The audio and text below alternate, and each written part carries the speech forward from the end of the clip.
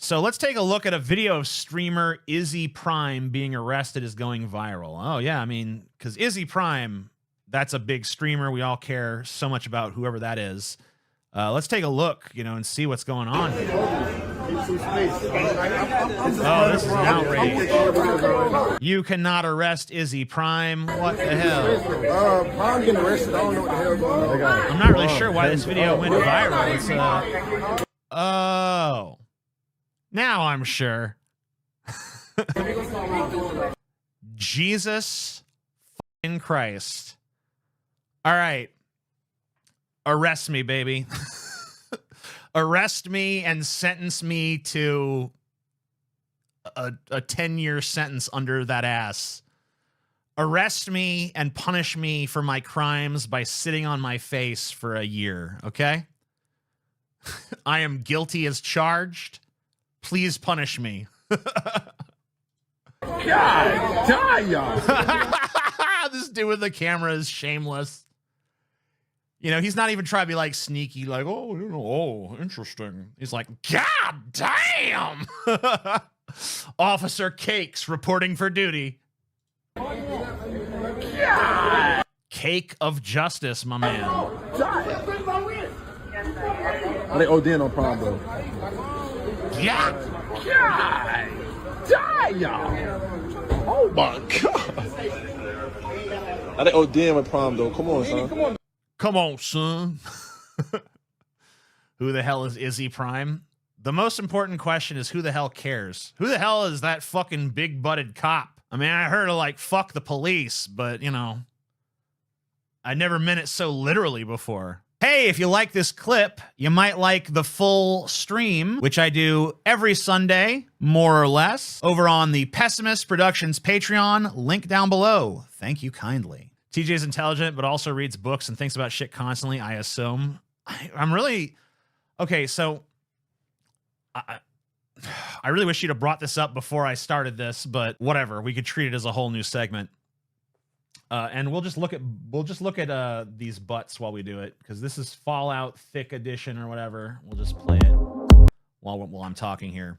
Every time I've tried to get into modding, like, it's easy to install a mod or two, but like when you start to install multiple mods, they start contradicting each other and shit, and it becomes an annoying hassle. And I'm so impatient when it comes to that kind of stuff. But when it comes to literacy, when it comes to me reading books and stuff, I really wish that I could tell you that I'm an avid reader and that I'm constantly reading things and constantly absorbing new information. It's certainly something that I aspire to do. But, I mean, to be perfectly honest, although I mean, from the age of like 15 to the age of, say, 25 or so, I was an avid reader. I would read pretty regularly. And, even then I mostly read fiction. I mostly read novels and things of that nature. But, there can be some pretty interesting ideas presented in novels, especially when you're reading science fiction and stuff.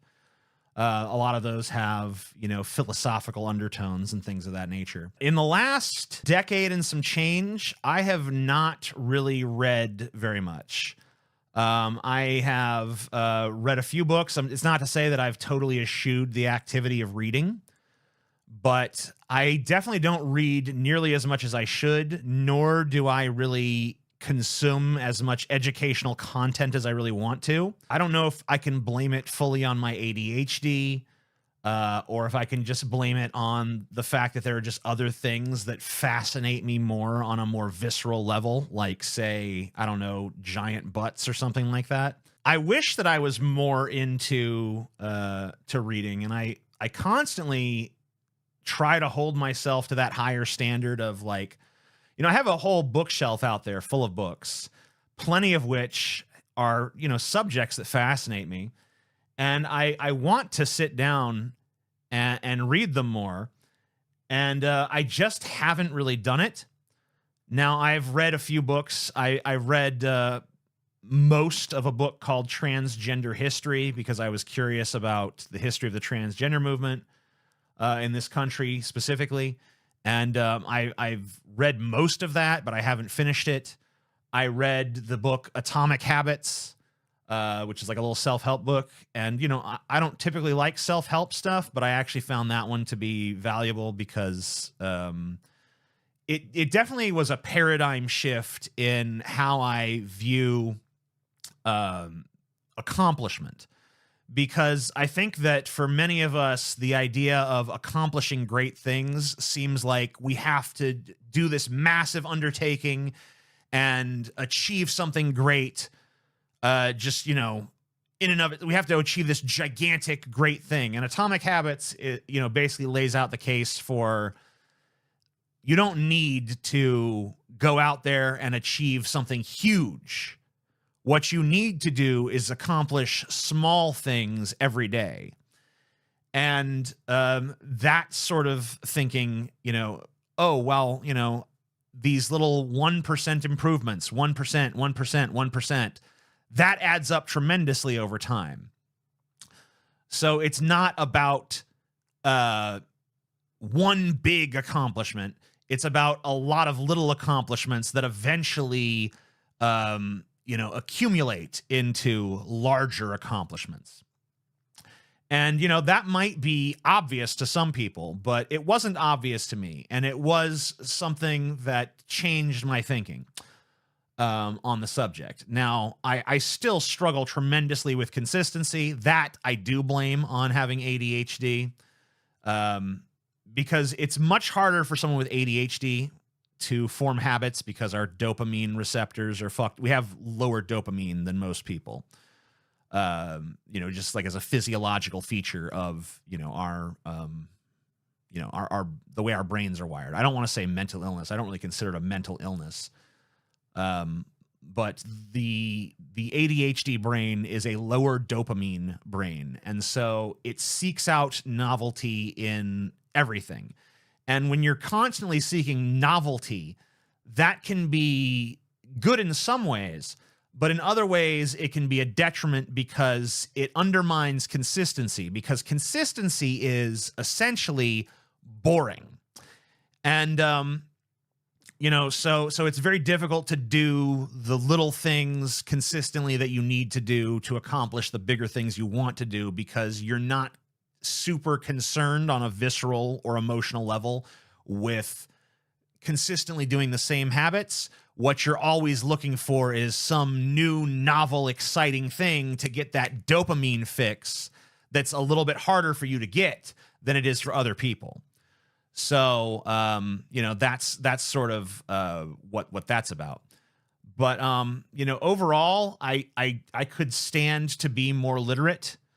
I try to remember I think Mark Twain said it, but Mark Twain and Abraham Lincoln, so many quotes that they didn't say fall under the banner of those two guys, because it's just like anything that sounds wise, people are just like, who said that? Oh, I don't know. Mark Twain. But I think this is an actual genuine Mark Twain quote, and I'm paraphrasing, but it's like, the man who doesn't read has no advantage over the man who can't read. And so I try to internalize that and make that part of my, my self-improvement. But, thus far, I've really sort of floundered when it comes to building that habit of reading more regularly. And maybe I need to break it down into smaller things. Maybe instead of trying to, maybe I need to atomic habits it and just be like, look, even if I read 10 minutes a day or 5 minutes a day, that's better than not reading any minutes a day.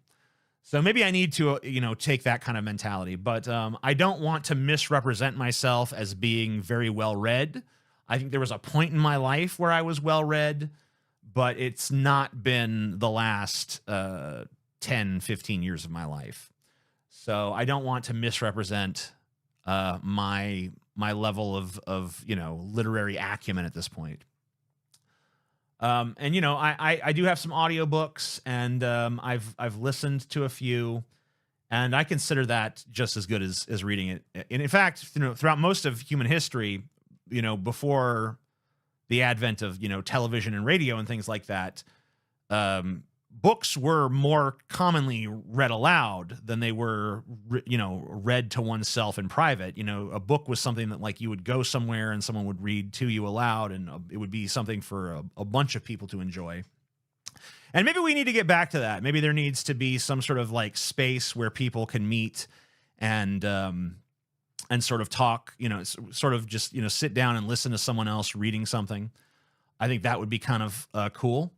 And I know that there are, events like that take places, libraries and stuff. Usually it's for little kids, but, there are readings for adults as well. Like I know that Chuck Palahniuk would go around and read his book or read his short story. I don't remember the name of the short story, but it was really disgusting and it would make people faint and stuff. And, it was quite shocking for people. It's about a kid that got his intestines stuck in a pool drain and ended up pulling out most of his intestines, which is really gross.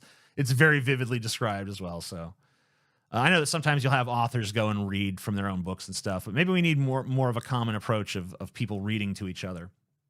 I don't know. Guts, that's the name of the story. Thank you.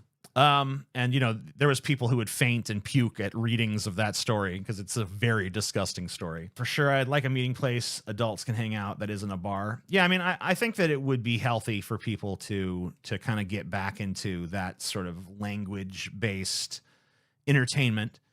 Maybe one of these days when I'm done with Sexbot Uprising, maybe I'll do a live stream and I'll just like read to you guys from it.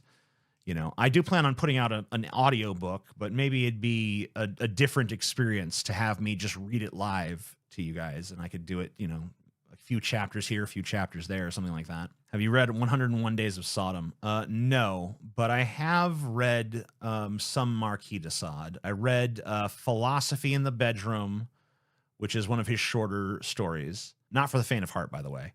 And I read Dialogue Between a Priest and a Dying Man, which is less sexual and more philosophical.